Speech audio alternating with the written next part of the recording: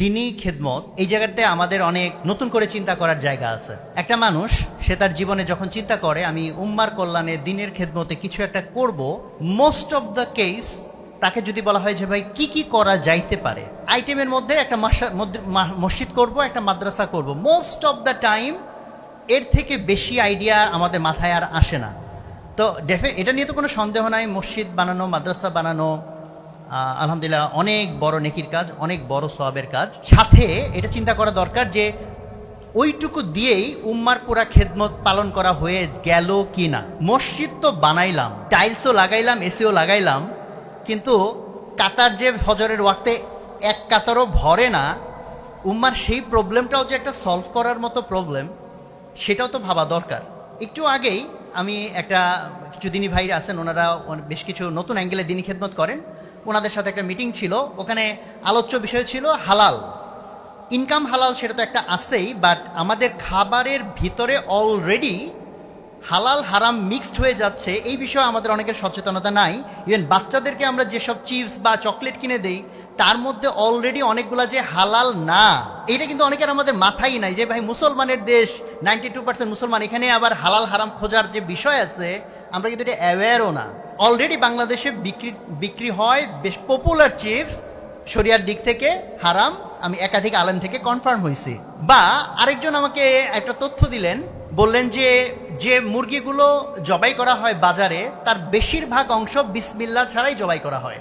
তো এখন আমি যে এই মুরগিটা হয়তো রেস্টুরেন্টে খেলাম, বাসায় কিনে আনলাম, বাট সেটা যে মানে আল্লাহর নির্ধারিত পদ্ধতিতে জবাই হয় নাই, এখন আমি এখানে যে চোখ বন্ধ করে যদি বসে থাকি যে ভাই আমি কি করতে পারি, অথবা আরো যত ক্রাইসিস, মসজিদে মুসল্লি নাই, অথবা ইয়াং জেনারেশন নাস্তিক হয়ে যাইতেছে, অথবা বিভিন্ন জায়গায় বিভিন্ন রকম ফিতনা আমাদেরকে আঁকড়ে ধরতেছে, মানুষ তার ইমান হারাই ফেলতেছে, আকীদা হারাই ফেলতেছে, মানুষ আজকে দুর্নীতির মধ্যে ঢুকে যাচ্ছে, যে হালালভাবে চলতে চায় সেই ইভেন হালালভাবে চলতে পারতেছে না।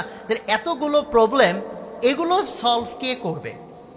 এবং এই জন্য এই ধরনের ইনিশিয়েটিভ, ক্রিয়েটিভ ওয়েতে চিন্তা করা, যে চিন্তার মাধ্যমে যে ক্রিয়েটিভিটির জন্য ক্রিয়েটিভিটি না, দ্যাট ইজ উম্মার যেসব প্রবলেমগুলো আনঅ্যাড্রেস থেকে যাচ্ছে সেই জায়গাগুলোতে কাজ করার জন্য সবার একটা চিন্তা ফিকির থাকা, আর অ্যাটলিস্ট আমি নিজে চিন্তা না করলে যারা এই ধরনের চিন্তা করতে চাচ্ছে বা করতেছে তাদের সাহায্যে এগিয়ে আসা। উম্মার আজকে যত ক্রাইসিস, এটার ভিতরে যদি ঢোকা হয় তাহলে করার মতো এত জিনিস আছে। যেমন একটু আগে আমি যে কথাটা বলতেছিলাম, এক্সাম্পলটা, যে মুরগি জবাই করা হচ্ছে বা জবাই করা হচ্ছে, গরু জবাই করা হচ্ছে বিসমিল্লাহ বলা ছাড়াই।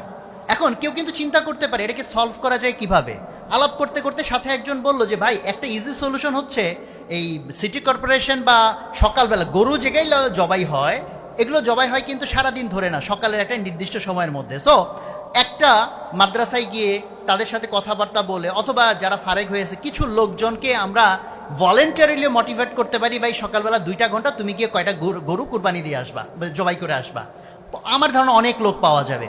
অথবা কেউ যদি বড় স্কেলে করতে চায়, সে বলতে পারে যে ভাই আমি বরং ওই যে যারা এই সময়টা দিবে তাদের যে হাদিয়াটা দেওয়া দরকার সেই হাদিয়া দেওয়ার জন্য আমি রেডি আছি। তাইলে আপনি চিন্তা করেন আপনার এই ছোট্ট একটা হাদিয়া দিয়ে আজকে ঢাকা শহরে কত লোকের হালাল মাংস খাওয়ার ব্যবস্থা হয়ে যাচ্ছে। এবং এটা কি ছোট খেদমত মনে করার কোনো সুযোগ আছে?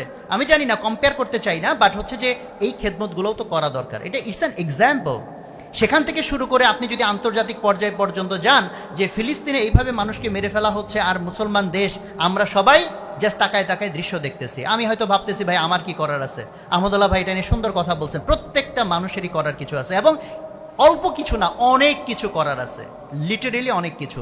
সো আমার পুরা বক্তব্য সারমর্মটা হচ্ছে যে আজকে ফিতনা যত রকম রূপে আমাদেরকে আঘাত হানতেছে, আমাদেরও যদি ওই রকমভাবে ততগুলা মোকাবেলার জন্য চিন্তা ভাবনা বিস্তৃত না থাকে, আর এইরকম বিস্তৃত চিন্তা ভাবনা যারা করতেছে, যার মধ্যে অন্যতম আলহামদুলিল্লাহ আসুনা ফাউন্ডেশন বাংলাদেশের জন্য একটা আমি বলবো রহমত বরকত, যে ওনাদের এই নতুন নতুন ইনোভেটিভ আইডিয়ার থ্রুতে ওনারা যে নতুনভাবে বিভিন্ন সমস্যার সমাধান করতে চাচ্ছেন, সেক্ষেত্রে আমাদের এটা রেসপন্সিবিলিটি ফিল করা উচিত যে এই কার্যক্রম যাতে বেগবান থাকে, এই জন্য আমরা যাতে সবাই দোয়ার মাধ্যমে, বিভিন্নভাবে আমরা অর্থের মাধ্যমে, শ্রমের মাধ্যমে ইনশাআল্লাহ শরীক থাকি। আল্লাহ তাআলা আমাদের সবার মেহনতকে কবুল করেন, আমাদেরকে সমস্ত কিছু ইখলাসের সাথে করার তৌফিক দান করেন।